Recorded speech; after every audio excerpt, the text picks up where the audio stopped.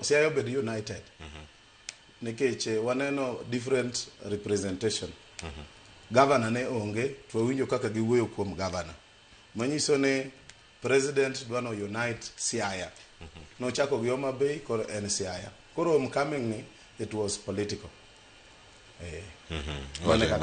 Mana kaka kineneno kamano ahinya. Simeon antiere iri ranyisi makende moneno kata kawuok kuom jatend piny Kenya limbe mare e kaunti ma Siaya ahinya ne jora ried. An gi paro mopogore matin. Ng'eni homecoming ka jasiasa time to luongo osiepege.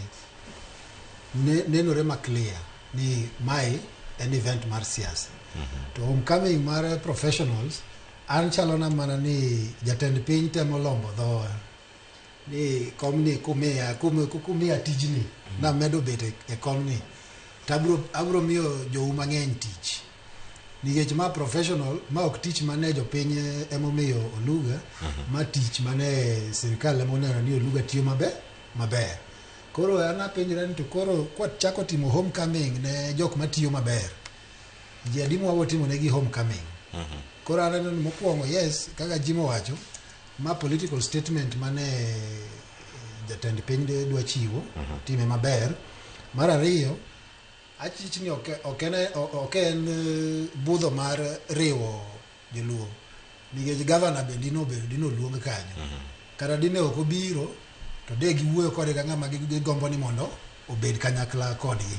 Lakini neno na gimbe gine gisetenga governor ni giseyawo kode lweny matin e gweng' kanyo. To onge wach tich to ber. Wapuoyo gima Oluga timo. Shani ka nochakore to koko ne ng'eny. Sani koko osedok piny. Koro ka jatend piny wacho ni Oluga tiyo maber to wan gadier ni tich to tire.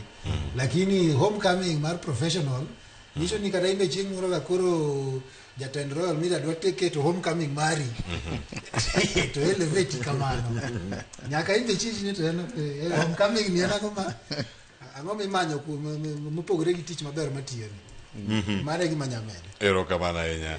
Mano ka wantiere kar kanya kura moge jwang' weche gi thoth ahinya.